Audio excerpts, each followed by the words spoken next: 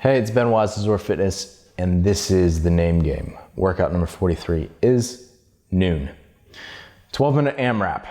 We got 5 clean and jerks at 155, 105 for males and females respectively. 50-foot handstand walk or 5 wall walks. And the wall walks are not a scale. So if you're someone who would prefer to do it, or you can do the one quicker because you're not super consistent with your handstand walks and you prefer to do wall walks, or if you're a high level athlete and you still think you can get 5 wall walks done faster than you can 50-foot handstand walk, then go for it. It's not a scale, it's just a choice. And then you'll go back through. So it'll be 10 clean and jerks, 50-foot handstand walk or 5 wall walks, 15 clean and jerks, the inversion, 20, the inversion, 25, the inversion, and then it'll repeat in that manner. So it's an ascending amount of clean and jerks with a 50-foot handstand walk or 5 wall walks between. Let's get into movement standards. The clean and jerk, pretty simple. It starts from the floor each time, and it's got to go up over your head, passing through the front rack.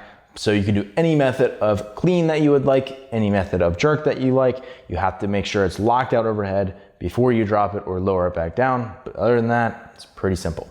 The handstand walk, you have to kick up behind the line where no part of your hand and or your fingers is actually touching the line.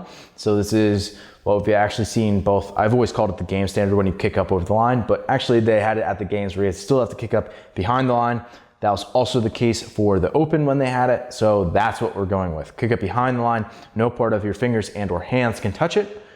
And then if at any point you mess up, you have to go back, take a big step back and restart. We're not gonna do the thing where you have to do 5 feet back or whatever. Just take a big step back and restart. If you're doing the wall walks, it is the open standard.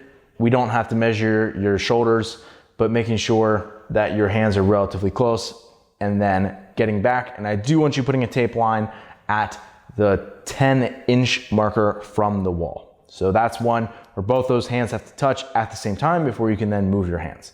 Again, these are just some options that I'm giving for people because if, traditionally wall walks would be scales for a handstand walk, but I'm making sure that it's really not that way in this workout. Oftentimes I sort of make it a punishment for the wall walk where I make it a little bit more, where it's like maybe 6 wall walks I think I might have done for 50 feet before, or maybe even more than that. And now, yeah, it's significantly less than that. So it's definitely something where these are probably not too different depending on what type of athlete you are in terms of total time to do the 50 feet versus the 5 handstand or 5 wall walks. So that's standards.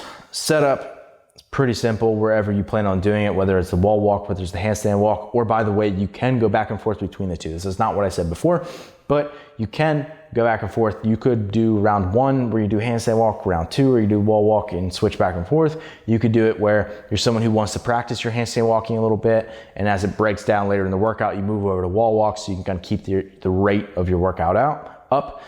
Again, it's not a scale. You can go back and forth as you please. You can do whichever one you please. So once you start with one, you do not have to finish with one. That being said, if we get back to setup, the setup here, again, it just depends what you're doing, whether you're doing the wall walk or the handstand walk. You're just gonna put your bar close to it. Again, setup's really easy. And then lastly, you gotta think about like some of the movement interference in this one. So like you're gonna be jerking overhead and you're going to be pressing overhead and maintaining a lockout in either the wall walk or the handstand walk. And a big part of that is midline as well. So it's really easy for upper back, triceps, obviously shoulders and midline all to start getting really fatigued in this type of workout. It's pretty upper body intensive, working around the shoulder quite a bit, especially in the pressing action. So that's definitely something that's going to accumulate. And then in the first part of this workout, it's much more heavily weighted towards the inverted work, the handstand walk or the wall walk. And as you get into the workout, realistically, as you get pretty quick into the workout, it's going to be becoming more and more about that clean and jerk. And it's going to feel like grace and then double grace and then like triple grace for a lot of people, right? So like thinking about like, okay, this is going to get potentially really deep into the clean and jerks if you're someone who's able to maintain your wall walk or handstand walk ability as you get deep into the workout, which is a big part of this. So that's really the key to this workout. So if you're someone who's just watching this on YouTube and you want to get signed up for the protocol, you can get a 7-day free trial if you go to zoarfitness.com/pro-trial. For everybody else, best of luck on noon.